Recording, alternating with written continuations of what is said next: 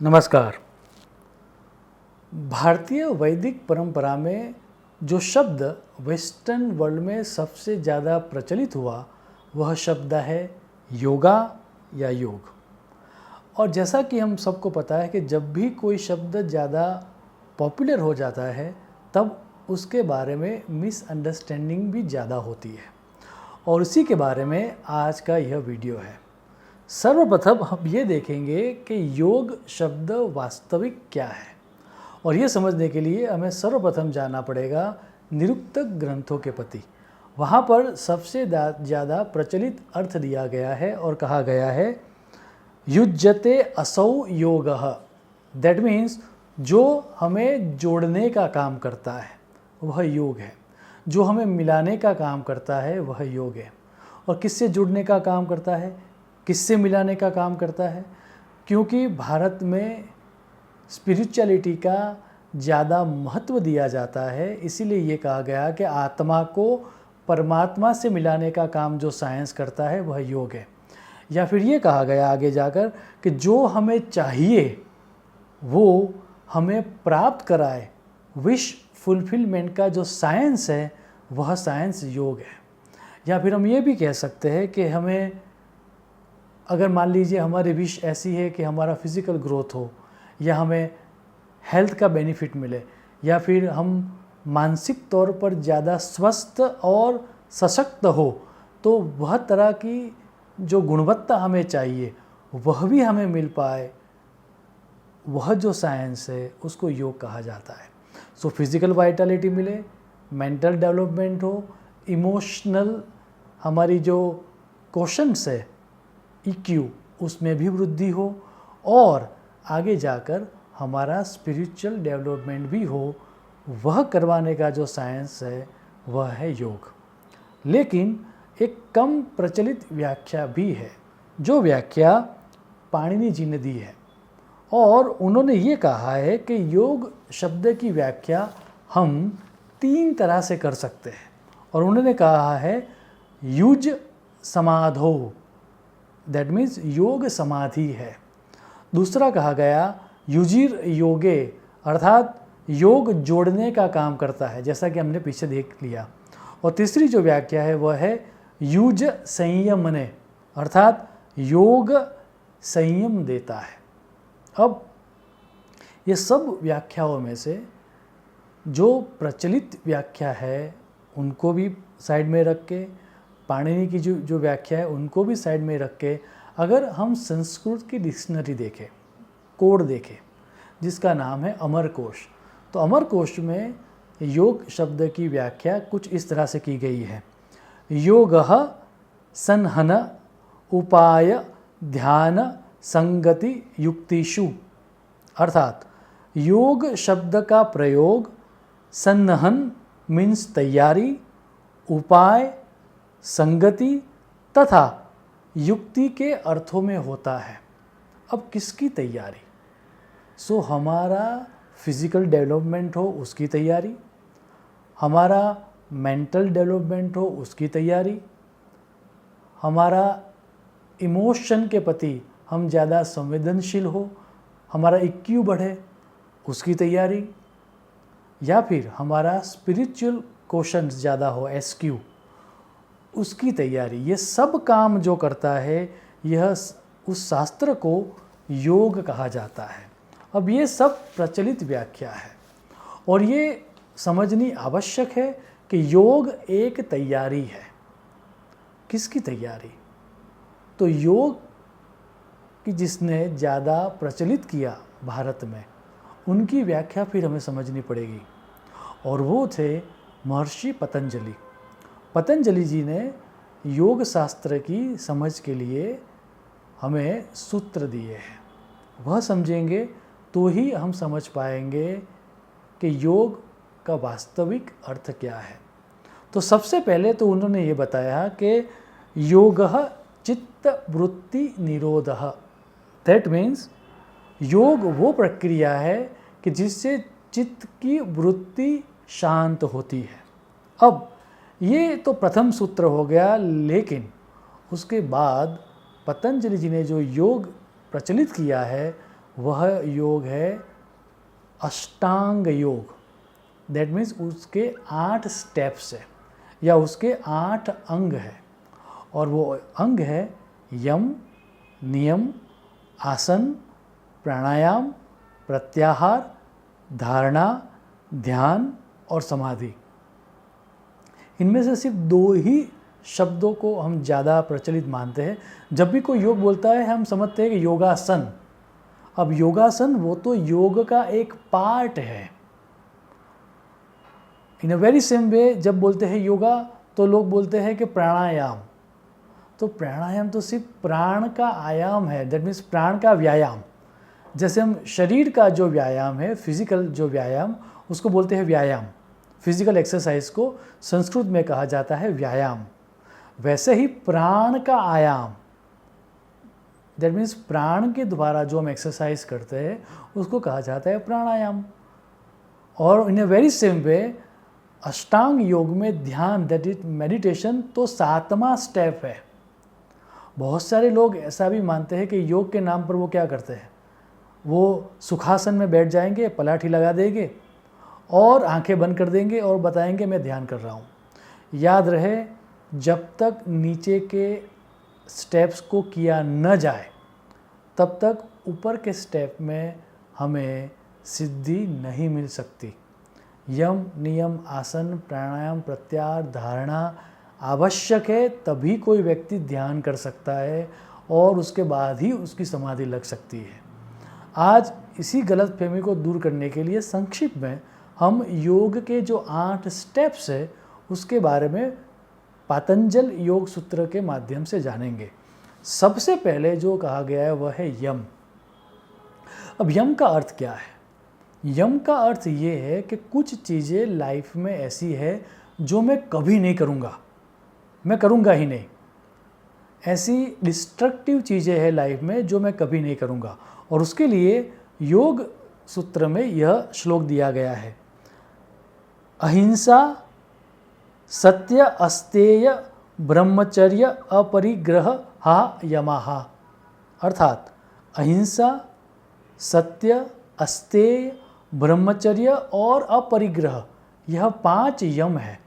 That means ये हो गया कि हिंसा तो मैं करूँगा ही नहीं चाहे कुछ भी हो जाए। अस्तेय का अर्थ ये है कि चोरी तो मैं कभी भी नहीं करूँगा चाहे कुछ भी हो जाए। और इन अ वेरी सेम वे अपरिग्रह का मतलब ये है कि मैं किसी भी चीज़ का संग्रह नहीं करूँगा, जितना मुझे आवश्यक है उतनी ही चीज़ मैं अपने पास रखूँगा। तो देयर आर सर्टेन चीज़ जो मैं कभी करूँगा ही नहीं, लेकिन इतने करने से कुछ नहीं होता। ये चीज़ों को रोकने का काम करता है यम। लेकिन फिर सेकंड स्टेप आता है जिसमें कहा जाता है कि नियम। देयर आर सर्टेन चीज़ जो मैं इनवेरिएबली करूँगा ही करूँगा, इसको हम कहते हैं नियम। नियम का अर्थ ये है कि मैं पक्का ये करूँगा। यम का अर्थ ये था कि मैं सर्टेन चीज़ें नहीं करूँगा। नियम का अर्थ है मैं सर्टेन चीज़ें करूँगा ही करूँगा चाहे कुछ भी हो जाए। सो हम डूज एंड डोंट्स जो कहते हैं ना, तो यम का अर्थ है डोंट्स और नियम का अर्थ है डूज। और उसके लिए योग सूत्र में यह सूत्र दिया गया है, शौच, संतोष, तपः, स्वाध्याय, ईश्वर प्रणिधानानि नियमाः। अर्थात शौच मतलब पवित्रता, संतोष, तप, स्वाध्याय और ईश्वर प्रणिधान, दैट मीन्स ईश्वर का ध्यान या उनके प्रति मेरी भक्ति, ये मैं पक्का करूँगा regularly on A daily basis. उसके बाद कहा गया है आसन। ये सबसे ज़्यादा प्रचलित माध्यम है। जब भी हम बोलते हैं योग तो उसका अर्थ हम यही समझते हैं योगासन, लेकिन आसन तो सिर्फ एक पार्ट है। और उसके लिए अगर जब हम योग सूत्र देखेंगे तो बहुत ही आश्चर्य होता है, क्योंकि वहाँ पर ये कहा गया है स्थिर सुखम आसनम। अर्थात जिस आसन में और जिस अवस्था में आपके शरीर को सुख मिले और आपका शरीर स्थिर रह सके, वही आसन है। सो ये आवश्यक नहीं है कि आपको ध्यान के लिए या सर्टेन चीज़ों के लिए यही आसन करना चाहिए। यस, हमें सर्टेन प्रकार की अगर फिज़िकल फ्लेक्सिबिलिटी चाहिए या फिर सर्टेन डिसीज से हमें मुक्ति चाहिए, तो यह शास्त्र में कहा गया है कि फला आसन करने से आपको फला लाभ होगा। लेकिन वो लाभ जो है वह व्याधि को मिटाने के लिए है।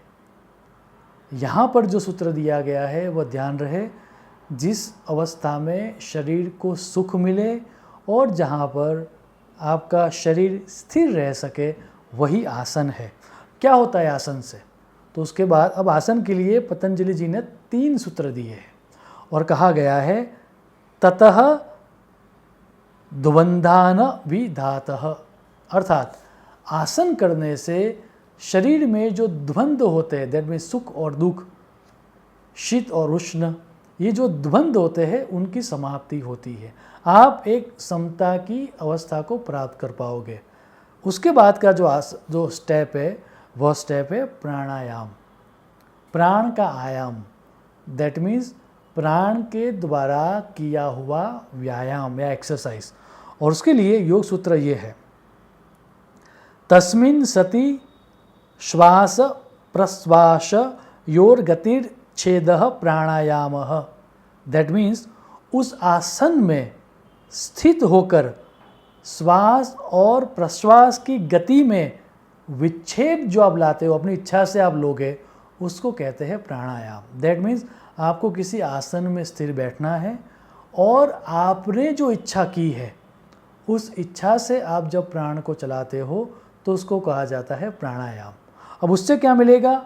तो उसके लिए अब प्राणायाम के लिए पतंजलि जी ने 5 सूत्र दिए हैं और ये कहा है कि धारणासु च योग्यता मनसः, अर्थात प्राणायाम करने से धारणाओं में मन की योग्यता प्राप्त होती है, मन की स्थिरता प्राप्त होती है। उसके बाद का जो स्टेप है उसको कहा गया है प्रत्याहार। उसका अर्थ ये है कि अभी तक आपकी इंद्रियां जो थी वो बाहर देखती थी, अब आपकी इंद्रियां बाहर नहीं देखेगी, आप अपने मन के अंदर देखोगे, उसको कहा जाता है प्रत्याहार, प्रति आहार। और उसके लिए जो सूत्र दिया गया है योग सूत्र में वो ये है, स्व विषया संप्रयोगे चित्त स्वरूपानुकार इवेन्द्रियाणाम प्रत्याहारः, अर्थात इंद्रियां अपने अपने विषयों में से वापस आकर चित्त में स्थिर हो जाए। दैट मीन्स आप अपने मन के अंदर देखना स्टार्ट करो, उसी को प्रत्याहार कहते हैं।